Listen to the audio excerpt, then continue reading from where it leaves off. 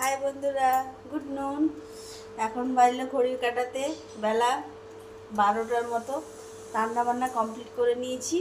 তো এবার তো গরম পড়তে শুরু করে দিয়েছি, প্রায় পড়ে গেছে আমাদের বাঁকুড়াতে। তো আজকে ভাবলাম দই বানাবো বাড়িতে। আমি আগেও বাড়িতে অনেকবার দই বানিয়েছি, তো আপনাদের সাথে শেয়ার করা হয়নি, তো আজ ভাবলাম আপনাদের সাথে দইটাই শেয়ার করি। তো কীভাবে কী বানাই দেখতে থাকুন, আশা করি ভালো লাগবে। আর যদি ভালো লাগে তাহলে একটা লাইক, একটা কমেন্ট করতে ভুলবেন না। তো বন্ধুরা, প্রথমে আমি একটা রেড কাউয়ের দুধের প্যাকেট এনেছিলাম। তো সেই দুধ দিয়ে আমি দইটা বানাবো। আর এই এখন দুধটা একটু ফুটিয়ে নিচ্ছি, ভালোভাবে জাল দিয়ে নিচ্ছি। জাল দেওয়ার পর এবার আমি একটু সামান্য পরিমাণ চিনি দিয়ে দেবো। বেশি দেবো না, একটু দেবো, যেহেতু টক দই করবো সেই কারণেই। আর একটু জাস্ট 1 চামচের মতো দেবো, আপনারা না দিলেও চলবে। আপনারা যদি মনে করেন যে চিনি দেবো না, তা না দিলেও চলবে। আর এইদিকে আমি একটা দই নিয়ে নিয়েছি, মাস্তির টক দই। যেহেতু আজ আমি প্রথম বসাচ্ছি, সেই জন্য আমি দইটা এনেছি 10 টাকা পাটিটা। আর এটা আমি ছাঁকনিতে ছেঁকে নিচ্ছি, কারণ দইয়ের মধ্যে তো জল থাকে। আর এই দইয়ের মধ্যে যদি জল থাকে, এই অবস্থাতে আমি যদি দিয়ে দিতাম তাহলে কী হতো, দইটা থেকে জল কেটে যেত। সেই কারণে আমি প্রথমে ছেঁকে নিচ্ছি কিছুক্ষণের জন্য। আর দুধটা ঠান্ডা করে তারপর এটার সাথে আমি মাখবো। তো এখন ভালোভাবে জালটা দিয়ে নিই।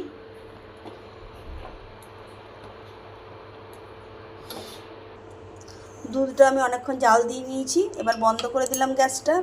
এবার এটা আমি কিছুক্ষণ ঠান্ডা করে নেব। আমি খুব ঠান্ডা করব না, বেশ হাত ছোঁয়া ছোঁয়া গরম রাখবো, যাতে আঙুলটা ডোবানোর মতো থাকে।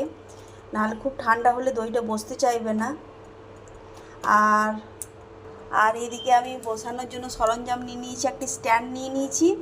আর লাগবে আমার তোয়ালে আর একটা নোড়া। আর আমি এটা এই নোড়াটা চাপ দিয়ে রাখি, তাহলে খুব তাড়াতাড়ি বসে যায়। মানে ভাপ থাকে, যেহেতু তোয়ালে একটু গরম জাতীয় জিনিস, মানে তাড়াতাড়ির মধ্যে এটা খুব মানে গরম হয়ে থাকলে কী হবে, তাড়াতাড়ি দইটা বসে যাবে। সেই কারণে এই সরঞ্জামগুলো আমি নিয়েছি। আর বন্ধুরা, আমি ফ্যানটা চালিয়ে নিয়েছি দুধটা ঠান্ডা করার জন্য। একটু ঠান্ডা করে নিই। তারপর আর এদিকে আমি দইটা ছাঁকতে দিয়েছিলাম, সেই জল অনেকটাই বেরিয়েছিল, সেটা আমি ফেলে দিয়েছি, আর এই কিছুটা আছে। আর এখন আমি এই দইটা ভালোভাবে ফেটিয়ে নিচ্ছি। দইটা ভালোভাবে ফাটিয়ে নিতে হবে। আজ প্রথম দিন দই বানাচ্ছি বলেই আমি দইটা কিনে এনে দিচ্ছি। এবার থেকে আমি একটু একটু করে বাঁচিয়ে বাঁচিয়ে রেখে দেবো। আর জাস্ট দুধ গরম করে দিয়ে দিলেই হবে, তখন আর আমাকে বারে বারে কিনতে হবে না। তো এটাকে ভালোভাবে ফাটিয়ে নিই। বন্ধুরা, দুধটা ঠান্ডা হয়ে গেছে আর আমি আঙুলটা ডুবিয়েও নিতে পারছি। তো এবার আমি দুধটা মিশিয়ে নেব দইয়ের সাথে, যেটা ফেটিয়ে আমি রেখেছি অলরেডি। এবার এর মধ্যে আমি দুধটা দিয়ে দেব।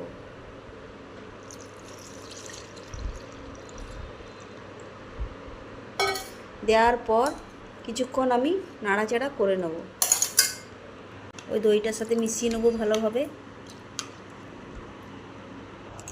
আর এদিকে আমি তোয়ালিটা পেতে নিয়েছি, এবার এটার মধ্যে আমি চাপিয়ে দেবো। আর ভালোভাবে আমি মিশিয়ে নিয়েছি।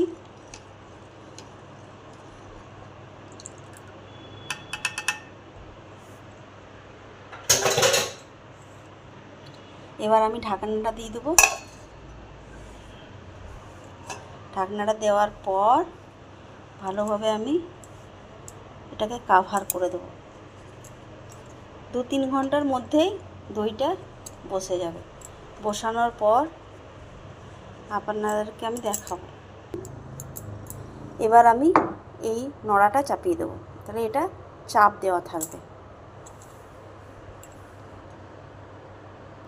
আর এটা আমি রান্নাঘরের স্ল্যাবেই বসে দিয়েছি। এই দেখুন, এখানে আমি রান্না বান্না করি, গ্যাসটার পাশেই করেছি। আর এটা হচ্ছে আমার রান্নাঘরের জানালা। এখানটা বেশ গরম জায়গা আছে, এখানে খুব তাড়াতাড়ির মধ্যে বসে যাবে, তাই আমি এখানেই বসিয়ে নিচ্ছি। বন্ধুরা, এই 2 ঘন্টার মতো রেখে দিয়েছিলাম, এবার দেখা যাক দইটা বসলো কি না।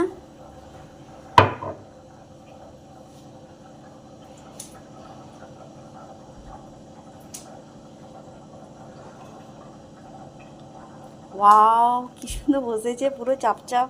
দেখুন বন্ধুরা, পুরো দইটা বসে গেছে।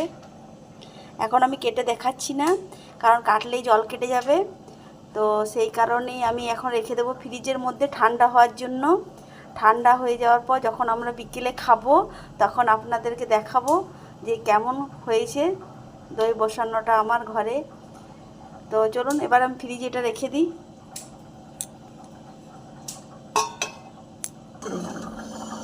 চলুন রাখা যাবে।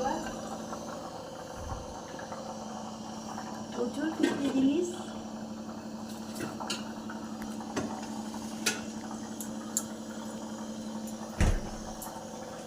বন্ধুরা, দইটা বের করে নিয়েছি ফ্রিজ থেকে, ঠান্ডা হয়ে গেছে।